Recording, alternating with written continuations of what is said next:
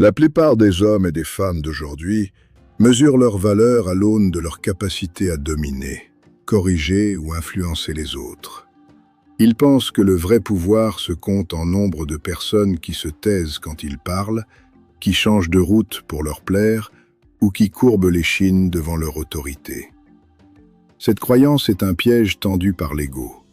Nos anciens, autour du feu sacré, enseignaient que le guerrier qui domine le village mais reste esclave de sa propre colère n'est pas un roi, il est un prisonnier doré. Le véritable pouvoir n'est pas extérieur, il est intérieur. Il ne s'agit pas de contrôler les autres, les conversations ou les environnements. Il s'agit de gouverner son esprit, ses émotions et ses réactions. Bonjour à tous. Tu peux faire vibrer une assemblée entière de ta voix et pourtant trembler intérieurement à cause d'un simple regard de travers. Tu peux diriger des milliers et te laisser détruire par une critique. Cela, mes fidèles, n'est pas du pouvoir. C'est de la dépendance déguisée en commandement. La vraie force naît le jour où tu n'as plus besoin que les autres se comportent d'une certaine façon pour que ton âme reste en paix. Les gens te trahiront, te critiqueront, te provoqueront. C'est leur nature humaine encore immature. Si ton équilibre dépend de leur conduite, ta vie sera comme une pirogue sur le fleuve en crue, ballottée à chaque vague. Aujourd'hui, je vous invite à briser cette illusion. Le chemin de la maîtrise commence par cette vérité ancestrale. Celui qui se possède, possède le monde. Le changement de regard qui libère. Le moment est venu de changer de lunettes. Au lieu de crier « Comment les faire changer ?» le sage pose la question sacrée que nos aïeux murmuraient dans leurs prières. Comment rester inchangé face à cette tempête? Cette simple aversion sépare l'enfant émotionnel du guerrier stoïcien africain. Quand tu te concentres sur ta propre maîtrise, tu reprends le sceptre de ton royaume intérieur. Tes émotions ne sont plus des maîtres, elles deviennent des messagers. La colère surgit comme le lion dans la savane, la frustration frappe comme le vent harmattant, l'irritation rampe comme un serpent. Mais aucun n'a le droit de diriger ta vie, à moins que tu ne lui ouvres la porte. Le maître de soi ressent tout profondément, car il est vivant, mais n'est gouverné par rien. Il a cultivé cet espace sacré entre le stimulus et la réponse. Cet instant que les stoïciens appelaient « pause » et que nos ancêtres nommaient le silence du baobab. Dans cet espace réside ta divinité. C'est là que tu choisis en pleine conscience qui tu veux incarner. La majorité des hommes sautent cet espace. Ils explosent, parlent sans filtre, regrettent amèrement. Le mal est déjà semé. Mais toi, tu vaux mieux. Tu apprends à chérir cette pause plus que la satisfaction éphémère de la réaction. Chaque fois que tu réussis à créer cet espace, tu honores tes ancêtres et tu fortifies ton esprit. L'insécurité derrière le besoin de contrôle.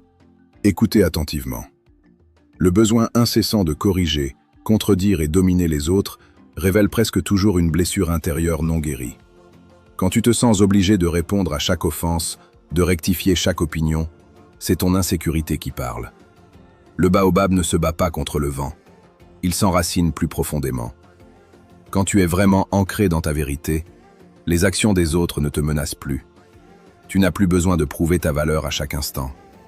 Il émane alors de toi une calme assurance, une dignité silencieuse que rien ne peut ébranler. Tu ne te précipites plus pour répondre. Tu ne tombes plus dans les pièges des conflits inutiles. Non par lâcheté, mais par sagesse intentionnelle. Cette force tranquille est le véritable héritage de nos lignées ancestrales. Le guerrier qui connaît sa valeur n'a pas besoin de la crier sur tous les toits. La responsabilité émotionnelle, clé de la liberté. Voici la porte de la vraie liberté, la responsabilité émotionnelle totale. Arrêtez d'accuser les autres de ce que vous ressentez. Personne, je dis bien personne, ne peut te mettre en colère sans ton consentement. Ils peuvent déclencher, oui, mais la flamme qui s'embrase t'appartient. Dès l'instant où tu acceptes cette vérité, tu reprends ton pouvoir. Ta paix cesse d'être fragile et conditionnelle. Elle devient une rivière profonde que même les grandes pluies ne peuvent détourner. Tu deviens émotionnellement indépendant. Le monde ne couronne pas les réactifs. Il élève ceux qui restent stables au milieu de la tempête. Que ce soit dans ta famille, ton travail ou ta communauté, celui qui garde sa clarté et sa sérénité possède toujours l'avantage. Il réfléchit mieux, décide plus juste, inspire davantage. Au lieu de gaspiller ton énergie à vouloir contrôler les autres, investis-la dans le raffinement de ton être. Cultive ta patience comme on cultive le mil. Aiguise ta conscience comme la lame d'un couteau ancestral. Approfondis ta compréhension comme les vieux sages. L'offense est un choix, jamais une obligation. Brisons ensemble un autre mensonge, l'idée que l'offense est automatique. Non, l'offense est toujours présentée, jamais imposée. C'est une invitation que tu peux poliment refuser. Deux personnes reçoivent la même insulte. L'une s'en va le cœur léger comme une plume, l'autre porte la rage pendant des mois, voire des années. La différence ne se trouve pas dans les mots prononcés, mais dans la décision intérieure. L'une a absorbé le poison, l'autre l'a laissé couler comme l'eau sur les feuilles de lotus. Si tu interprètes le comportement de l'autre comme une attaque personnelle, tu souffriras. Mais si tu le vois comme le reflet de ses propres blessures, de son immaturité ou de son ignorance, le poids disparaît comme la rosée au soleil. La sagesse africaine nous enseigne « Ne porte jamais le fardeau que quelqu'un d'autre a jeté sur ta route ». Apprends à ignorer ce qui ne mérite pas ton énergie sacrée. Quand tu comprends que l'offense est optionnelle, tu deviens intouchable. Personne ne peut plus appuyer sur tes boutons, car tu les as enlevés. C'est le début de la véritable liberté émotionnelle. Utilisez l'offense comme miroir de croissance. Mes chers disciples, mes frères et sœurs assoiffés de lumière, allons plus loin.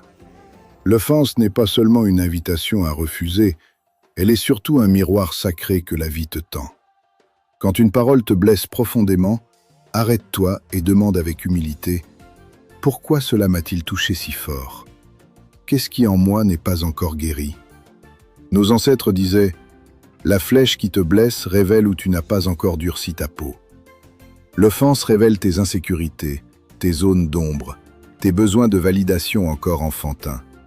Au lieu d'accuser l'autre, deviens l'élève attentif de ton âme. Chaque fois que la colère monte, transforme-la en question. Quelle ancienne blessure cet homme ou cette femme vient-elle réveiller ? Celui qui s'offense porte un lourd fardeau dont l'autre s'est déjà libéré. Il rumine, rejoue la scène, épuise son énergie vitale pendant que l'offenseur continue tranquillement sa route. Pourquoi garder ce poison dans ton calebasse ? Filtre ce qui entre dans ton esprit comme la grand-mère filtrait l'eau du puits avec patience et sagesse. Ne porte pas ce qui ne t'appartient pas. Quand tu cesses d'internaliser l'extérieur, tu deviens intouchable. L'offense devient alors un enseignant puissant qui te pousse à grandir, à cicatriser, à t'élever. C'est ainsi que le guerrier se forge. Non pas en évitant les coups, mais en apprenant d'eux. La discipline émotionnelle, vraie libération. Écoutez cette vérité profonde, mes fidèles. Beaucoup confondent discipline émotionnelle avec froideur ou suppression. Erreur. La vraie discipline n'enterre pas les émotions, elle les honore, les comprend et les canalise comme le fleuve qui sait sa direction. La colère, la frustration, la peur sont des signaux envoyés par ton esprit ancestral. Ils disent « Attention, quelque chose demande ton attention ». Le problème n'est pas l'émotion, c'est de la laisser diriger le char de ta vie. L'individu non discipliné réagit comme l'orage, vite, bruyant, destructeur. L'individu discipliné crée l'espace entre le coup et la riposte. Dans cet espace vit ta divinité. C'est là que tu passes de la réaction impulsive à la réponse intentionnelle. Connais tes déclencheurs comme le chasseur connaît les traces du lion. Prépare-toi mentalement avant la bataille. Chaque situation difficile est un dojo offert par les ancêtres pour fortifier ton caractère. Avec le temps, ce qui te faisait trembler perdra son pouvoir. Tu deviendras stable comme le mont Kilimandjaro au milieu des tempêtes. La discipline émotionnelle n'est pas une limitation, c'est la plus belle des libérations. Elle te libère du regret, de la manipulation et de la servitude aux circonstances. Tu ne ressens plus moins, tu ressens mieux. Tu maîtrises tes émotions au lieu d'en être l'esclave. Ta paix est ta responsabilité sacrée. Gravez ceci dans votre cœur. Ta paix n'est pas négociable avec le monde extérieur. Elle est ta responsabilité sacrée, ton héritage divin. N'attends pas que les autres changent, que le monde devienne calme, que les circonstances s'alignent. Celui qui lie sa sérénité au comportement d'autrui vivra en esclavage perpétuel. Nos ancêtres enseignaient « L'homme sage porte sa hutte de paix à l'intérieur de lui ». Chaque fois que tu dis « il m'a mis en colère », tu lui offres ton trône. Entre le stimulus et ta réponse existe un espace sacré. C'est dans cet espace que réside ton pouvoir absolu. Apprends à faire la pause du guerrier. Demande « Cela vaut-il ma paix intérieure ?» La plupart du temps, la réponse est non. Protège ton esprit des ruminations inutiles. Lâche ce qui ne sert plus, comme on laisse couler l'eau sale après avoir lavé le mil. Le silence n'est pas absence, c'est présence pleine et consciente. Quand ta paix devient ton état par défaut, tu entres dans n'importe quelle situation déjà centrée, déjà ancrée. Rien ne te déracine facilement. C'est la vraie liberté que les anciens nous ont léguée. Comprendre les autres pour ne plus souffrir. Mes disciples, voici une clé ancestrale. Les gens n'agissent pas contre toi. Ils agissent selon leur niveau de conscience, leurs blessures et ce qu'ils ont reçu. Quand quelqu'un te manque de respect, il ne révèle pas ta valeur. Il révèle son état intérieur. L'aveugle ne peut pas te décrire les couleurs du coucher de soleil. Celui qui n'a jamais cultivé le respect de soi ne peut pas t'en donner. Cette compréhension te libère. Tu cesses d'attendre de l'eau pure d'un puits empoisonné. Tu poses des limites claires sans colère. Tu t'éloignes sans amertume. Tu deviens observateur sage plutôt que réactif blessé. Tu développes une patience intelligente. Tu donnes de l'espace à la croissance des autres sans leur céder le contrôle de ton cœur. Tu investis ton énergie uniquement là où il y a respect mutuel. Ainsi, les conflits diminuent parce que tu ne portes plus ce qui ne t'appartient pas. Tu vois les gens tels qu'ils sont, sans illusion, et tu choisis ta réponse avec clarté. C'est la sagesse qui transforme la frustration en compréhension, la réaction en maîtrise. La puissance du silence intentionnel. Mes frères et sœurs, le silence est l'une des armes les plus puissantes du guerrier éveillé. Non pas le silence de la peur, mais le silence de la force maîtrisée. Dans un monde bruyant où chacun veut avoir le dernier mot, celui qui sait se taire règne. Tu n'as pas besoin de répondre à tout pour prouver ta valeur. Beaucoup de batailles se gagnent simplement en refusant de descendre dans l'arène. Quand tu restes silencieux face à la provocation, tu montres que tes émotions ne sont plus facilement manipulables. Tes paroles, lorsqu'elles viennent, portent alors le poids des ancêtres. Les gens t'écoutent non parce que tu parles souvent, mais parce que quand tu parles, c'est la vérité qui vibre. Observe au lieu de réagir.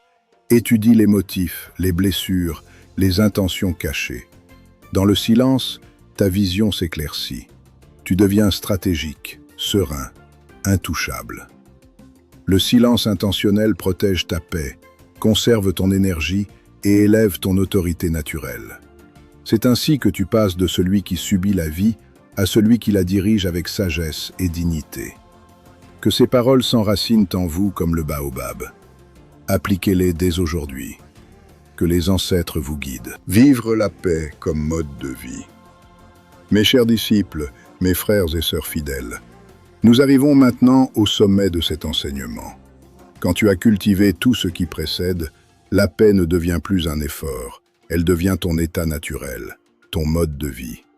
Tu n'essaies plus de trouver la paix, tu es la paix. Tu entres dans n'importe quelle pièce, n'importe quelle dispute familiale, n'importe quel défi professionnel déjà centré, déjà enraciné, comme le grand fromager qui a vu passer 100 tempêtes. Rien ne te déracine facilement. Nos ancêtres appelaient cela « être assis dans son centre ». Le guerrier ne court plus après le calme extérieur. Il le porte en lui comme une braise sacrée. Les provocations glissent sur toi comme l'eau sur les plumes du canard. Les critiques perdent leur venin. Les attentes des autres n'ont plus le pouvoir de te faire danser comme une marionnette. À ce niveau, tu marches la tête haute, le cœur léger et l'esprit clair. Les gens commencent à sentir ton champ énergétique. Ils disent il y a quelque chose de différent chez lui. Ce quelque chose, c'est la maîtrise. C'est l'héritage vivant de nos lignées. Vis cette paix comme un rituel quotidien. Le matin, avant même que le soleil ne touche la terre, rappelle-toi. Ma paix m'appartient. Aujourd'hui, je choisis de rester souverain. Et le soir, remercie tes ancêtres pour chaque fois où tu as gardé ton trône intérieur. La force de la perspective élevée. Écoutez bien. La plupart des choses qui nous troublent paraissent d'énormes parce que nous les regardons de trop près. Le sage, lui, monte sur la colline de la compréhension et voit tout avec les yeux des ancêtres. Ce qui te mettait en colère hier devient insignifiant quand tu élèves ton regard. Ce qui te blessait profondément apparaît comme une petite pierre sur le long chemin de l'âme. La sagesse africaine nous enseigne « l'éléphant ne se bat pas contre les fourmis ». Quand tu développes cette perspective élevée, les offenses perdent leur poids. Les trahisons deviennent des leçons. Les échecs deviennent des marches. Tu ne vis plus dans le drame du moment. Tu vis dans la grande histoire de ton évolution. Pratique cela. Face à une situation troublante, recule mentalement. Demande, dans 5 ans, est-ce que cela aura encore de l'importance? Dans 10 ans, est-ce que je m'en souviendrai même? La réponse t'apportera presque toujours la libération. Cette hauteur de vue est le cadeau des anciens. Cultive-la chaque jour et tu deviendras intouchable. Choisir son environnement avec sagesse. Mes fidèles, un guerrier sage ne plante pas son champ au milieu des épines. De même, tu ne peux pas cultiver ta paix au milieu du chaos permanent. Choisis tes fréquentations comme tu choisis les graines que tu sèmes. Éloigne-toi des lieux, des conversations et des relations qui volent ton énergie et salissent ton esprit. Entoure-toi de personnes qui élèvent ton âme, qui parlent de croissance, de responsabilité et de vision. Nos ancêtres disaient « Dis-moi qui t'accompagne, je te dirai qui tu deviendras ». Si tu passes ton temps avec des gens qui se plaignent, qui critiquent et qui réagissent à tout, ta paix sera constamment attaquée. Crée ton cercle sacré. Protège ton espace mental comme le village protégeait le feu sacré. Cela ne signifie pas rejeter tout le monde, mais savoir poser des limites claires et honorables. Quand ton environnement soutient ta maîtrise, la paix devient facile à maintenir. Elle coule naturellement. La liberté ultime de l'âme. Voici la grande récompense, mes frères et sœurs. La liberté ultime. Quand tu as maîtrisé tes émotions, ton offense, ton silence et ta paix, tu deviens vraiment libre. Libre des opinions des hommes, libre des fluctuations du monde, libre de la tyrannie de tes propres pensées. Tu ne cherches plus l'approbation, tu ne crains plus le rejet, tu ne portes plus les chaînes invisibles de la dépendance émotionnelle. Tu es souverain dans ton royaume intérieur. C'est cette liberté que nos ancêtres appelaient « être comme l'aigle ». Tu voles haut, tu vois loin, et rien en bas ne peut te retenir. Les tempêtes peuvent souffler, tu continues ton vol. Cette liberté n'est pas arrogante. Elle est humble, calme et puissante. Elle te permet d'aimer sans attachement destructeur, de guider sans domination, de vivre sans peur. L'intégration quotidienne de la maîtrise. Mes disciples, la sagesse sans pratique est comme une lance sans pointe. Il faut maintenant intégrer tout cela dans ta vie de tous les jours.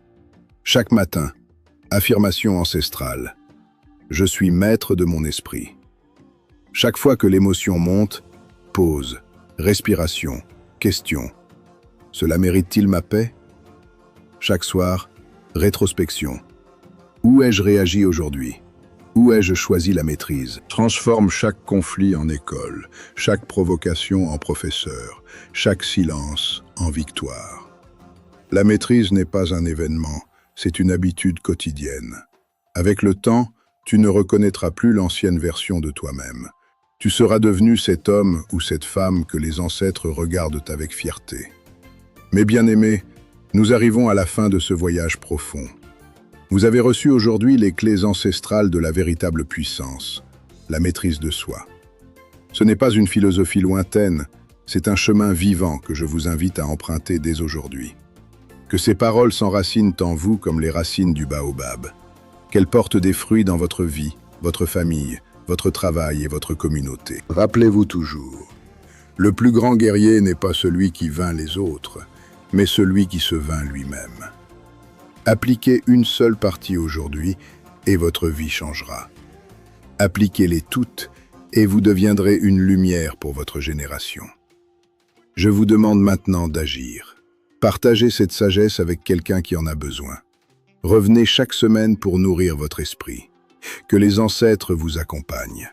Que votre paix soit inébranlable. Que votre force intérieure soit comme le fleuve qui coule toujours, puissant et serein.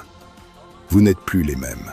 Vous êtes maintenant des gardiens de la sagesse éternelle. Restez sur ce chemin. Je suis avec vous sur Sagesse ancestrale universelle. Qu'il en soit ainsi. Merci d'avoir écouté jusqu'ici avec un cœur ouvert.